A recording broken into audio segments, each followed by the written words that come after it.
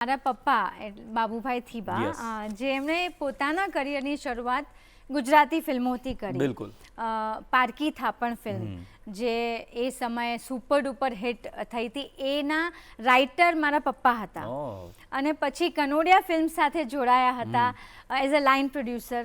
એમની સાથે કામ કરતા હતા અને પછી હી મૂવ ટુ મુંબઈ અને પછી ત્યાં ગુજરાતી પણ સાથે કરતા હતા અને પછી હિન્દી ફિલ્મો સિરિયલ્સ પ્રોડ્યુસ કરી ઘણા બધા સ્ટાર્સના મેનેજર બન્યા, મેની શોઝ કર્યા, ઇવેન્ટ્સ કરી, so many things he did.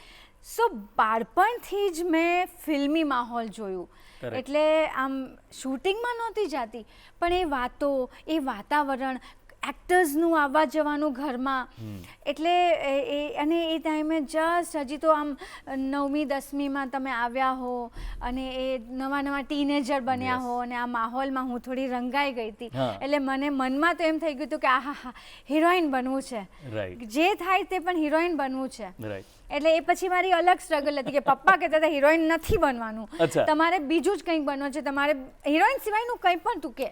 પણ હિરોઈન એટલે કેમ કે એ સમયે હું નાની હતી અને બહુ પ્રોટેક્ટેડ ફેમિલીમાં ઉછરી રહી હતી. હા, કે આના પહેલા એજ્યુકેશન પૂરું કર, એના પછી તું ટ્રેનિંગ લે, એના પછી આપણે કરીએ. ને મને તો કે નહીં, મને અત્યારે સીધી જ હિરોઈન, અને હજી તો 10મીમાં હતી, હજી તો એક્ઝામે નહોતી આપી.